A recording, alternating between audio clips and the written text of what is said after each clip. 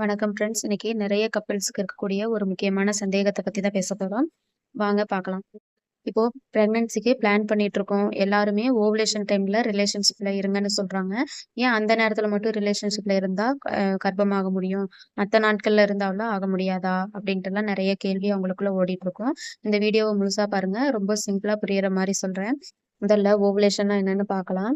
ஒவ்வொரு மாசமும் கர்ப்பப்பையில இருக்கக்கூடிய 2 ஓவரி. இந்த 2 ovary right side, left side 2 பக்கமும் இருக்கும். அதுல ஏதாச்சும் ஒரு ஓவரியில மட்டும் கருமுட்டை வந்து வளர ஆரம்பிக்கும். அந்த கருமுட்டை வளர்ந்ததுக்கு அப்புறம் ஒரு குறிப்பிட்ட நாள்ல வந்து அது வெளிய வரும். அப்படி வெளிய வர்றதுக்கு தான் நம்ம ஓவுலேஷன் அப்படின்னு சொல்றோம். இப்போ பொதுவா 28 நாள் சைக்கிள்னா, பீரியட் ஆரம்பிக்கிற முதல் நாள்ல இருந்து அடுத்த பீரியட் ஆரம்பிக்கிற முதல் நாள் வரைக்கும் 28 நாள் சைக்கிள்னு சொல்றோம். எக்ஸாம்பிள் பார்த்தீங்கன்னா, இப்ப ஜூலை 1 பீரியட் ஆயிட்டீங்க அப்படின்னா, அடுத்த பீரியட் வர்றதுக்கு வந்து 29 நாள்ல வரும். அப்படி வந்து 28 நாள் சைக்கிள் வந்து எப்ப ஓவுலேஷன் நடக்கும்னு பார்த்தீங்கன்னா, ஃபர்ஸ்ட் டே வந்து பீரியட் ஆயிட்டீங்க. அடுத்து ஓவுலேஷன் எப்ப நடக்கும்னா, 14வது நாள்ல நடக்கறதுக்கு வாய்ப்பு இருக்கு. அடுத்து 29வது நாள்ல உங்களுக்கு பீரியட் ஆரம்பிக்கும். அதனால வந்து 28 நாள் சைக்கிள் உள்ளவங்களுக்கு வந்து எப்போ இன்டர் கோர்ஸ்ல இருக்கணும்னா, 10ல இருந்து 15 நாளுக்குள்ள நீங்க இந்த மாதிரி இன்டர் கோர்ஸ்ல இருந்தீங்கன்னா, உங்களுக்கு வந்து கருத்தரிக்கிறதுக்கு ரொம்பவே வாய்ப்பு அதிகமா இருக்கும்.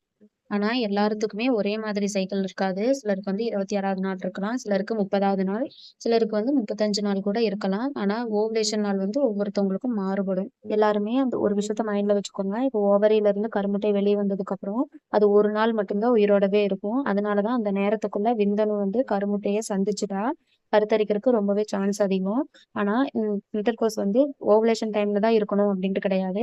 ஓவுலேஷன் நடக்கிறதுக்கு ஒரு 2 நாளைக்கு முன்னாடி நீங்க இன்டர்கோர்ஸ்ல இருந்தீங்கன்னா, இந்த கருமுட்டை வெளிய வந்ததுக்கு அப்புறம் விந்தணு வந்து சந்திச்சிருச்சுன்னா, நீங்க வந்து கருத்தரிக்கிறதுக்கு சான்ஸ் அதிகமா இருக்கும்.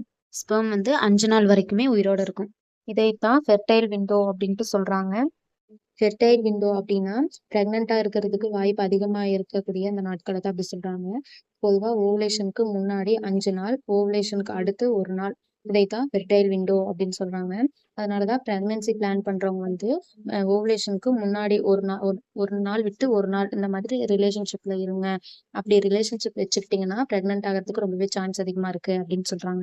அடுத்த டவுட் வந்து ஓவுலேஷன் நடக்குது அப்படின்னு எப்படி தெரிஞ்சுக்கிறதுன்னு பார்த்தீங்கன்னா, ஒரு குறிப்பிட்ட சிம்டம்ஸ் எல்லாமே இருக்கும். அது வந்து முட்டையோட வெள்ளைக்கரு இருக்கும் இல்லையா? அந்த வெள்ளைக்கரு மாதிரி வழுவழுப்பா ஒரு டிஸ்சார்ஜ் வந்து நம்மளுக்கு இருக்கும். அத தொட்டு பார்த்தோம்னா, கையில 2 கையில வச்சு இப்படி இழுத்தோம்னா, நம்மளால இழுக்க முடியும். அந்த மாதிரி இருந்துச்சுன்னா, உங்களுக்கு ஓவுலேஷன் நடந்திருக்கு அப்படின்னு அர்த்தம். இது வந்து ஸ்பெர்ம் கர்ப்பப்பை நோக்கி போகறதுக்கு ரொம்பவே ஹெல்ப் பண்ணும். சிலருக்கு அடி வயித்துல ஒரு பக்கமா லேசா சுருக்கு சுருக்குன்னு வலிக்கும். ஒரு சிலருக்கு இழுத்து பிடிக்கிற மாதிரி இருக்கும். சில பேர்த்துக்கு எந்த சிம்டம்ஸுமே இல்லாம கூட அவங்களுக்கு ஓவுலேஷன் நடந்திருக்கலாம். நீங்க என்ன பண்ணணும்னா, பீரியட் ஆன முதல் நாள மட்டும் கவுண்ட் பண்ணி, ஒவ்வொரு மாசமும் சைக்கிள் எத்தன நாள் இருக்கு அப்படின்ட்டு நோட் பண்ணுங்க. தேவைப்பட்டுச்சுன்னா ஓவுலேஷன் கிட் வாங்கி கூட நீங்க செக் பண்ணி பார்க்கலாம். உங்களுக்கு பீரியட் வந்து இர்ரெகுலரா இருந்துச்சுன்னா, நீங்க கண்டிப்பா டாக்டர் பார்க்கணும். அவங்க என்ன மெத்தட்ல உங்களுக்கு சொல்றாங்களோ, அதுபடி நீங்க ஃபாலோ பண்ணுங்க. அடுத்து பார்த்தீங்கன்னா, தினமும் ரிலேஷன்ஷிப்ல இருந்தா பிரெக்னன்ட் ஆக சான்ஸ் இருக்கா அப்படின்ட்டு கேட்டா, அப்படியெல்லாம் சொல்ல முடியாது. ஏன்னா, பிரெக்னன்ட் ஆகுறதுக்கு வந்து ரொம்பவே நம்மளோட மன ரீதியா நம்ம வந்து நல்லா நல்லா இருக்கணும். அப்படி பார்த்தா, நம்மளுக்கு வந்து அதிகமா பிரஷர் இருக்கக்கூடாது. அந்த பிரஷரோட சேர்ந்து ரொம்ப டென்ஷனா ஸ்ட்ரெஸ் அதிகமா இருந்துச்சுனாலும், கருத்தரிக்கிறதுக்கு வந்து ரொம்பவே பாதிக்கும்.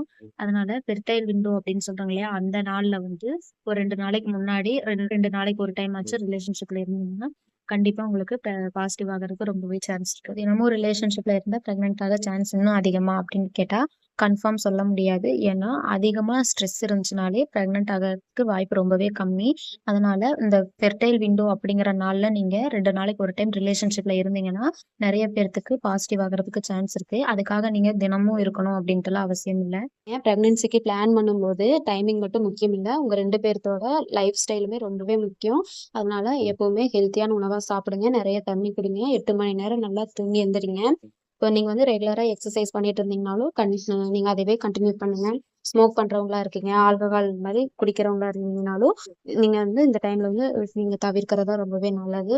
உங்களோட வெயிட்ட வந்து நீங்க கரெக்ட்டா வச்சுக்கணும். ஸ்ட்ரெஸ் வந்து அதிகமா இருக்கக்கூடாது. ரிலாக்ஸா இருங்க. எல்லாமே உங்களோட கருத்தரிக்கிறதுக்கு இந்த விஷயங்கள்லாம் ரொம்பவே முக்கியம். இந்த டைம்ல வந்து நீங்க உங்க டாக்டர் கன்சல்ட் பண்ணி, நீங்க ஃபோலிக் ஆசிட் டேப்லெட் வந்து எடுத்துக்கிறது ரொம்பவே முக்கியம். இது பிரெக்னன்ட் ஆகுறதுக்கு ரொம்பவே ஹெல்ப் பண்ணும். டைம்ஸ் உங்களுக்கு ஸ்ட்ரெஸ் ஓவரா இருந்திருக்கும். டிராவல் அதிகமா பண்ணியிருப்பீங்க. ஃபீவர் இருந்திருக்கும். பிசிஓஎஸ், தைராய்டு இந்த மாதிரி காரணத்தினால கூட ஓவுலேஷன் தள்ளி போயிருக்கலாம். அதனால இந்த மாசம் உங்களுக்கு வந்து ஓவுலேஷன் வந்து டைமிங் மிஸ் ஆயிருச்சு அப்படின்ட்டுலாம் கவலைப்படாதீங்க. தொடர்ந்து உங்களோட பீரியட் சைக்கிள கவனிங்க. உங்க டாக்டர் என்ன சொல்லியிருக்காங்களோ அதப்படி ஃபாலோ பண்ணாலே போதும். உங்களுக்கு வந்து 35 வயசு கம்மியா இருக்கீங்க. 1 வருஷத்துக்கு மேல ஆகியுமே பீரியட் கரெக்ட்டா இருந்தும், ரிலேஷன்ஷிப்ல இருந்துமே உங்களுக்கு பிரெக்னன்ட் ஆகல அப்படின்னாலும், 35 வயசுக்கும் அதிகமா இருக்கு. நீங்க வந்து பிரெக்னன்சிக்கு ட்ரை பண்ணியும் உங்களுக்கு பிரெக்னன்ட் ஆகல அப்படின்னாலும், நீங்க டாக்டர் கண்டிப்பா பார்க்கணும். உங்களுக்கு இர்ரெகுலர் பீரியடா இருந்தாலும், அதிகமா பெயின் இருக்கு.